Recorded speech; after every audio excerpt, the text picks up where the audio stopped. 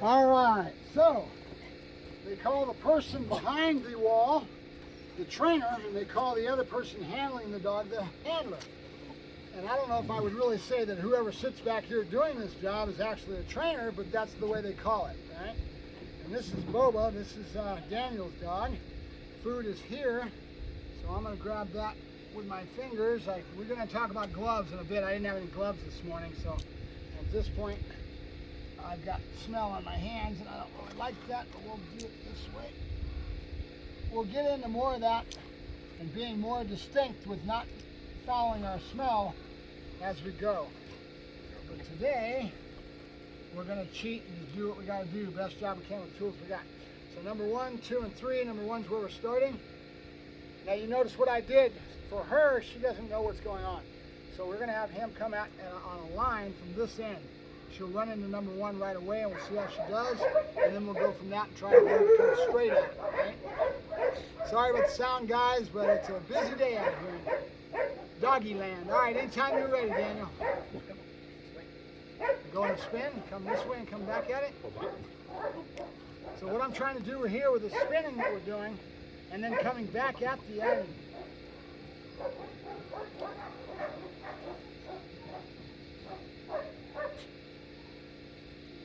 There you go. And he gave a little bit of help with the harness, pulling her back a little bit. You're going to use blocking for the most part. You don't want to use corrections, but he would block the dog. Okay, she's done with that one. Go back out. Spin around.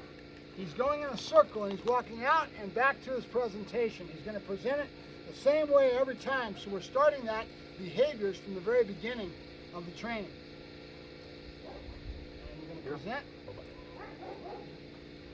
She doesn't get any reward until she puts her nose. So pull her back and try to get her to come at it straight. Very good. Girl, good. Praise. Girl. And you can do nice and calm praise. One more piece. And we're done. So I want to call it. When the dog's here, I always tell them I have 3 pieces. And I said there's 1 there's piece, there's 2 there's piece. Third, we're done. Right away he knows when to break the dog away from it. So that way the dog knows that the food's there, all of a sudden now it's not gone, and then Dad breaks it right away, right? Same thing, nice circle, come back and try to present. Try to flow into that presentation so that she doesn't do this. All right, next time I want to make sure you block the dog from doing that behavior, okay? Because what will happen, last piece, done? All right, Boba, come on. Right. That's what you need. So you need some other communication tools. Give me a second, Daniel.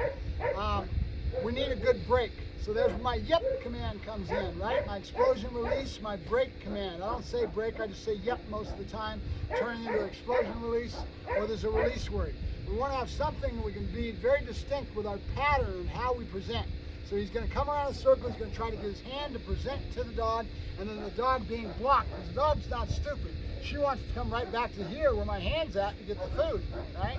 So he's going to block her and only give her the opportunity to stick her nose in that hole.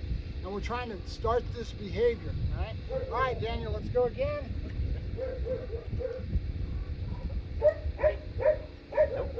There you go, good. Razor, razor. Last piece.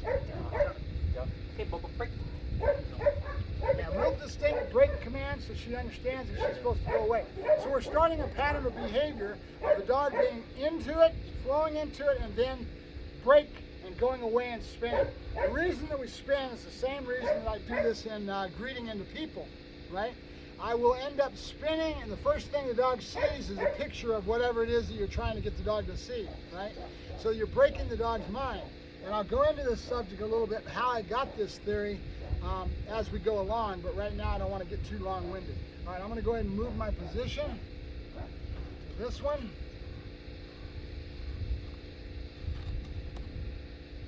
Keep in mind that next time we come back, we'll be wearing gloves. We're cheating today because we're just trying to get the dog to start on the right behavior. All right, we're going for number 2, which is going to present 1 first and then let her figure it out. Block her, and then let her go into this one, right? All right. Go ahead, present. Let her. Now take the Good girl. Keep in mind that my smell is all over this one. My fingers have been in here, hot dogs are touching the bottom, all kinds of scent that's pooled in this object, right? Break. Girl, break. Come on, break. There you go. Now flow at it again. Yeah, come on. And right away, this time, Daniel, really be thinking about what you're trying to do. You're trying to flow. So you're going to flow with your hand or one. If she stalls and stays there, let her figure out because she's doing the thinking. And then try to go to number 2, right? You're trying to flow. Okay, go ahead.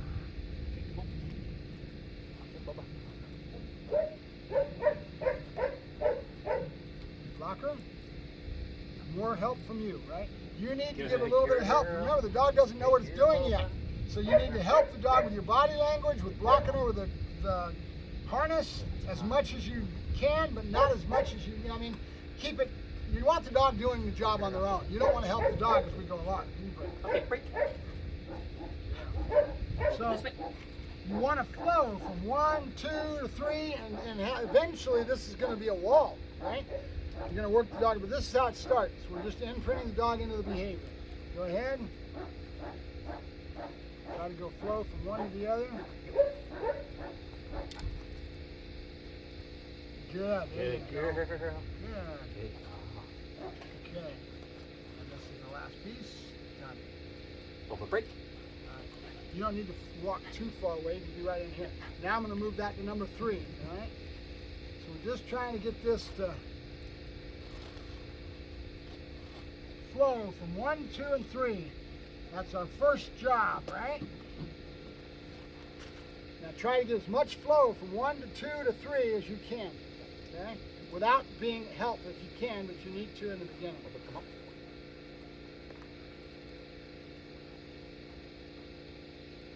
Yeah, good, okay? And notice how I paused and my hand is out of there. She's a little older. She's not going to be as receptive to movement, that kind of thing, as that young puppy. Break. Yep, a lot of praise when you move. Good, Good, a lot of praise. There you go. Good. So the concept is, remember what I always say, we're trying to convey the thought to the dog, right? A lot of that's done with your body language and how you present things and how you do things. The pause is to let the dog, and remember she's a little older, figure it out for herself. I don't smell the smell that I'm used to smelling that I want, which is the food, and then I'll move on. So she's learning that if she moves on, it's going to be somewhere. One more time on number 3, and then we'll do mumbly pets.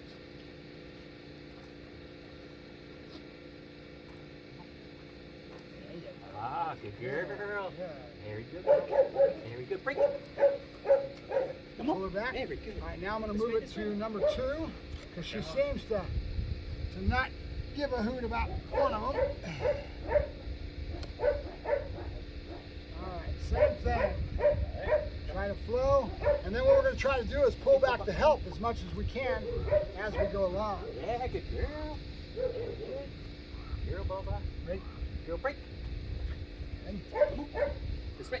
Very good. right into it again. This time I want to leave her nose in the positive before I praise her. So go ahead, before I mark it. And we're going to go ahead and let her have it. Break her. Girl, break. Okay, now we're going to move it. Break her, get out of here. Girl.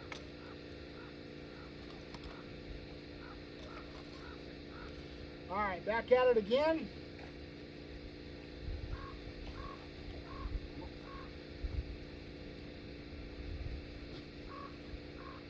Yeah, good girl. Yeah. Good girl, Bubba. Now what I did there is I paused. There's all kinds of smells. She's licking the plastic break. Break.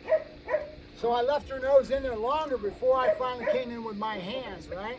So we're letting her know that yes, that's the right answer, but she's got to stay with it a little longer. We're going to grow the dog with its capacity. One more and we're done. All right. I'll tell you what, stop. Let's go ahead and move it to number 2 again. We're trying to basically give her the concept today that it's not always going to be in the same spot, right? So we're at number 2 on spot. Really try to make sure you distinctly get her in this one first. We want her to go 1, 2, and 3, right? Yep. She floated on it on that last one. Oh, good girl. Good girl, Bubba. Okay, break her. Girl, break. Come on. This way. Yeah, very good. Now I'm going to move it to number 3, and if she does good on this one, we're ending. But this is the basic. This is how it all starts, guys, with food. And then we will pair that food with the scent that we're trying to get her to do. Go ahead. We're now at number 3 spot. Bubba. Good girl. Very good. So we succeeded. Good A lot of high girl, praise. Bubba. You end it with a lot of excitement. Good, Okay? good. Okay, Break. A lot of praise. Good girl. Yeah. Yeah. Way to go. Good girl. Get excited. Yeah, you go. Good girl. And then your praise can be the same thing. We do want to concern ourselves with the dog's intensity on praise, things like that matter, because if the dog's too excited, the brain goes out to lunch. Yep. So we want to kind of keep them calm, but at the same time, you've got to have some crescendos when you do things, right? So at the end of something, we know we're done. Yeah, all right, that was a good job, good. Walk all the way back to the truck with a lot of praise, a lot of happiness from you, right? So that she starts to learn, and she's real proud of her doing the job, right? All right, we're done. All right, guys, Mark Ferrasci, ProTech Dog Training, starting to imprint some dogs on nose work. We'll talk to you later. Bye-bye.